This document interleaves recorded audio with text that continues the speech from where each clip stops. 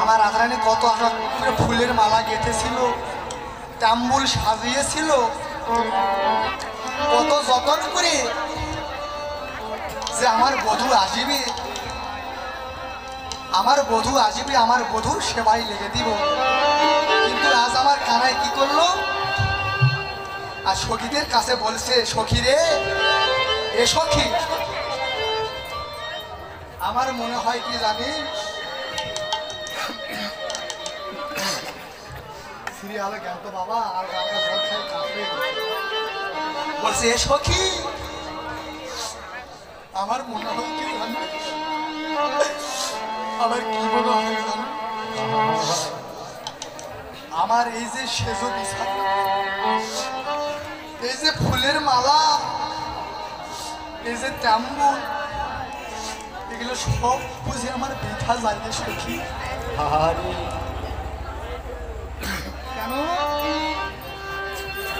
বড় যতনে করে আমি এগুলো সাজাইছিলাম, কেন আমার বধূর সেবায়, আমার প্রাণ পবিত্র সেবায় লাগাবো বলে। আমার তো কোনো কিছুই তো সেবায় লাগলো না। আমি ওই বধূর কাছে, ওই কানাই কৃষ্ণের কাছে আমি কৈফত নেব, আমি উত্তর নিব যে সে যদি আমার কুঞ্জে নাই আসিবে, তাহলে আমাকে কেন আশা দিয়ে রাখিল যে রাধে তুমি কেশর কুঞ্জ সাজাও, আমি সময়ের মধ্যে সেখানে গিয়ে পৌঁছি। এদিকে আমার কৃষ্ণ কি করেছে, আজ রাধার কৃষ্ণ যাবে কথা বলে, আজ কৃষ্ণ আমার রাধার কুঞ্জে না গিয়ে আমার কৃষ্ণ গিয়েছে চন্দ্রাবলীর কুঞ্জে।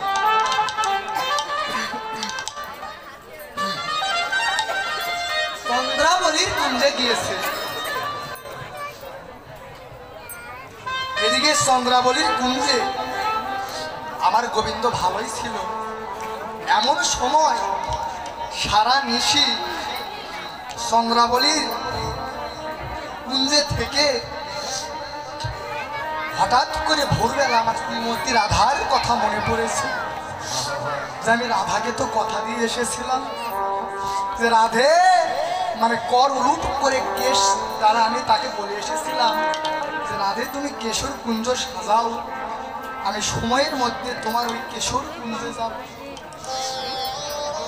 কিন্তু কৃষ্ণ আমার কেশর কুঞ্জে না, রাধা কুঞ্জে না গিয়ে চন্দ্রাবলীর কুঞ্জে গিয়েছিল।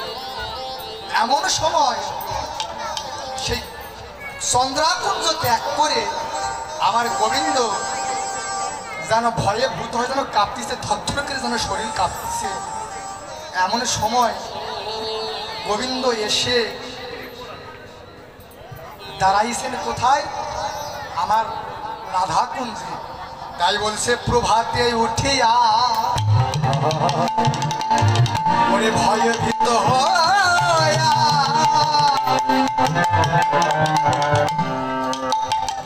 আর তারাই তোরাই রে আগে প্রভাতে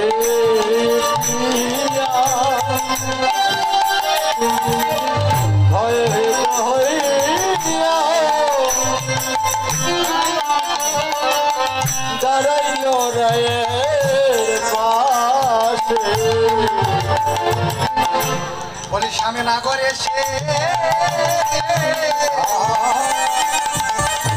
দাঁড়াইল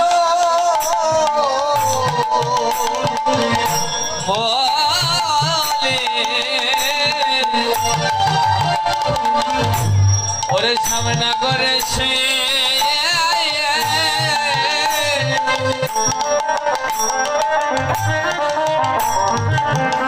ওরে দাদা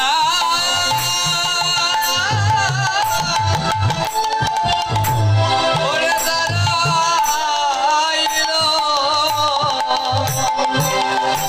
ওরে চন্দ্রাকুঞ্জ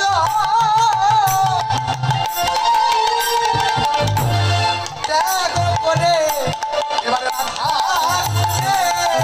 এসে দাঁড়ালো।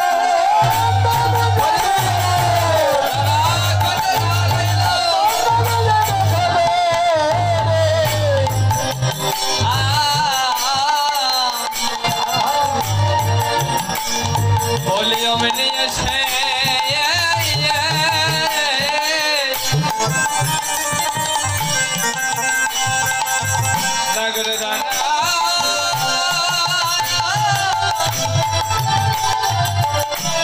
ওরে দাদা আইলো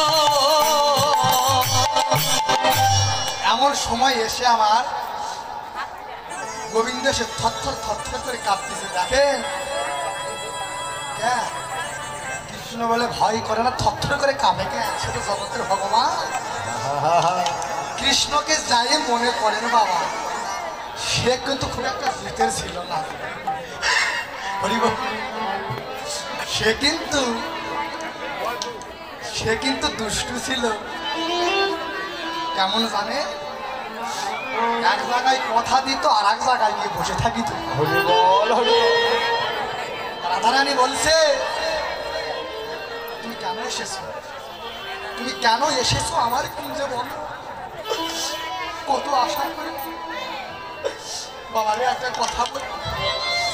ওই যে হাতে বাসি নিয়ে খানা হয়ে আছে, ওই নিষ্ঠুরকে যেন কেউ ভালোবেসো। আমি বললাম কেন জানি? যারা এই দেহ মনো প্রাণ জীবন জনমের মতো সপে দিয়ে যারা আমার ওই কৃষ্ণকে ভালোবেসেছে, তার জীবনে খালি দুঃখ, দুঃখই আর দুঃখ। তার জীবনে দুঃখ বিনা কোনোদিন সুখী হয় না। কেন জানে?